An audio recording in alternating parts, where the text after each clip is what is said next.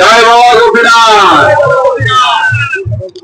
এই অগ্রদ্বীপ যে গ্রাম পশ্চিমবঙ্গের কয়েকটি প্রাচীন গ্রামের মধ্যে একটি।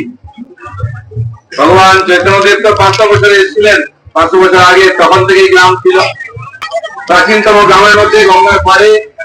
তো এই গ্রামে আসা সৌভাগ্যের ব্যাপার, তার মধ্যে এই মেলার মধ্যে যুক্ত হওয়া। এই যে হাজার হাজার মানুষ আসছেন আর যাচ্ছেন, একবার অগ্রদ্বীপে এসে মাথা ঠেকিয়ে ভগবানকে দর্শন করে যাচ্ছেন, এই পরম্পরা আমাদের শত শত বছর চলেছে। আমাদের দেশ একটি প্রাচীন দেশ, তার তীর্থ, তার সংস্কৃতি, ধর্ম সবই প্রাচীন। ভারতবর্ষের কোনায় কোনায় এরকম মেলা, এরকম যাত্রা, পুজো হয়। কোন না কোন তপস্বী, কোন মনীষী সাধনা করেছেন, ত্যাগ করেছেন, তারপরে আমরা যুগ যুগ ধরে তাকে স্মরণ করে এগিয়ে চলেছি। আমাদের সন্তানদের মধ্যেও সেই সংস্কারকে নিয়ে যাচ্ছি।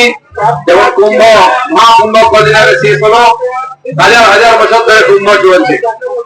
আর এবারেও মহাকুম্ভ হয়েছে, 66 কোটির বেশি লোক স্নান করেছে।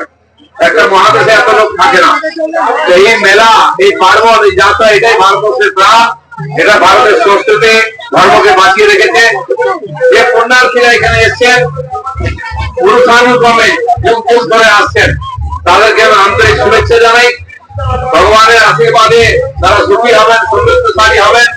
প্রত্যেক বছর এরকম ধুমধাম করে সবাই শ্রদ্ধার সঙ্গে আসবেন, মেলা দর্শন করবেন, পরস্পরকে দর্শন করবেন, ভগবানকে দর্শন করবেন, নিজের জীবনকে ধন্য করবেন, এই আশা রেখে সবাইকে ধন্যবাদ।